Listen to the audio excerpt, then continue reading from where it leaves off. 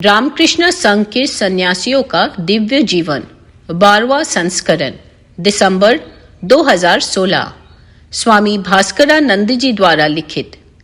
रामकृष्ण संघ के महान सन्यासियों के जीवन की प्रेरणापद प्रसंगों का सरल, सरस और सारगर्भित प्रस्तुति स्वामी भास्करानंद जी महाराज, मिनिस्टर इंचार्ज, वेदांत सोसाइटी, वॉशिंगटन ने अपनी प्रसिद्ध पुस्तक लाइफ इन इंडियन मॉनेस्ट्रीज में किया है। विवेक ज्योति के पाठकों हेतु इसका हिंदी अनुवाद रामकृष्ण मठ, नागपुर के ब्रह्मचारी चिदात्म चैतन्य ने किया है। स्वामी गंभीरानंद जी महाराज एक कुशल प्रशासक थे। हमसे जो लोग उनके साथ कार्य करते थे, उन सब की उनके प्रति अनवरत श्रद्धा बढ़ती गई। यद्यपि हम उनसे बहुत कनिष्ठ थे, तो भी महाराज हम लोगों को अपना सहकर्मी मानते थे। कार्य का दायित्व देने के पहले वे हम लोगों की जांच कर लिया करते थे और संतुष्ट होने पर पूर्ण निर्भर हो जाते थे। इस प्रकार उनका पूर्ण विश्वास ही हमें संघ की श्रेष्ठतम सेवा करने के लिए प्रेरित करता था। जैसा कि पहले कहा गया है, स्वामी गंभीरानंद जी महाराज बहुत स्पष्टवादी थे। निम्नलिखित घटना इसका उदाहरण है। किसी आश्रम को अपनी नई योजना का अनुमोदन मुख्य कार्यालय से कराना पड़ता है। प्रस्तावित योजना की स्वीकृति हेतु मुख्य कार्यालय में न्यासी परिषद के समक्ष प्रस्तुत करना पड़ता है। इस प्रकार सर्वसम्मति से प्रस्ताव स्वीकृत किया जाता है। श्री अविनाशी लिंगम रामकृष्ण संघ के एक बृहद शैक्षिक संस्थान के प्रमुख थे। स्वामी गंभीरानंद जी महाराज एवं अविनाशी लिंगम जी दोनों ही स्वामी शिवानंद जी महाराज के शिष्य थे। अविनाशी लिंगम अपने केंद्र में एक कृषि विश्वविद्यालय शुरू करने का प्रस्ताव लेकर बेलूर मठ आए। न्यासी समिति की बैठक शुरू होने के कुछ मिनट पहले मैंने सुना कि अविनाशी लिंगम स्वामी गंभीरानंद जी महाराज से कह रहे हैं, महाराज, विश्वविद्यालय की बहुत आवश्यकता है। आप मेरे प्रस्ताव का समर्थन अवश्य कीजिएगा। महाराज ने उत्तर दिया, भाई अविनाशी, अभी हमारे पास इतने सन्यासी नहीं हैं कि हम विश्वविद्यालय चला सके, अतः मैं प्रस्ताव का विरोध ही करूंगा। लेकिन तुम न्यासी समिति के अन्य सदस्यों से बात कर सकते हो। यदि वे अनुमोदन करते हैं तो तुम्हारे विश्वविद्यालय का प्रस्ताव पारित हो जाएगा। जो भी हो, न्यासी समिति ने यह प्रस्ताव स्वीकार नहीं किया। स्वामी गंभीरानंद जी महाराज अविनाशी लिंगम जी को स्पष्ट किंतु अप्रिय उत्तर देने के बजाय टाल मटोल कर सकते थे, लेकिन उनकी सहज स्पष्टवादिता ने उन्हें ऐसा नहीं करने दिया। उन्होंने एक गुरु भाई होने के नाते अविनाशी लिंगम को अपना समझा और अपने मन की बात स्पष्ट एवं बिना किसी झिझक के बता दी। यदि कोई अपरिचित व्यक्ति होता तो महाराज दूसरे ढंग से बात करते। अन्य लोगों से महाराज अतीव शिष्टता पूर्वक व्यवहार करते थे। इस प्रकार की स्पष्टवादिता आध्यात्मिक जीवन की निधि है। श्री रामकृष्ण कहते थे, सरल बनो, मन और मुख एक करो।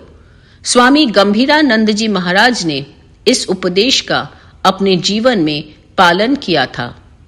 स्वामी गंभीरानंद जी महाराज को अपनी आध्यात्मिक अनुभूतियों के बारे में चर्चा करते हुए मैंने कदाचित ही सुना था। संघ के अन्य सन्यासियों की ही तरह वे भी इस बारे में कुछ नहीं कहते थे। किंतु जब महाराज अमरनाथ यात्रा से वापस आए तो उनसे पूछा गया, क्या आपने गुफा में शिवलिंग का दर्शन किया? उन्होंने उत्तर दिया, यह तो मैं नहीं जानता, लेकिन मैंने वहां श्री रामकृष्ण को देखा। अब मैं एक अन्य रोचक घटना सुनाता हूं। एक दिन एक युवक विदेशी वेशभूषा में बेलूर मठ आया। उस युवक का नाम जतिन था और वह रंगून से समुद्री जहाज द्वारा पहुंचा ही था। रंगून में वह बर्मा के सैन्य लेखा विभाग military accounts department of Burma में कार्य करता था। बर्मा से इतनी दूरी तय करके वह रामकृष्ण संघ में सन्यासी बनने आया था।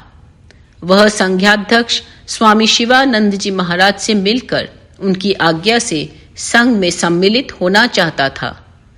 स्वामी शिवानंद जी महाराज ने युवक की वेशभूषा को देखा और कहा कि वह संघ में सम्मिलित नहीं हो सकता।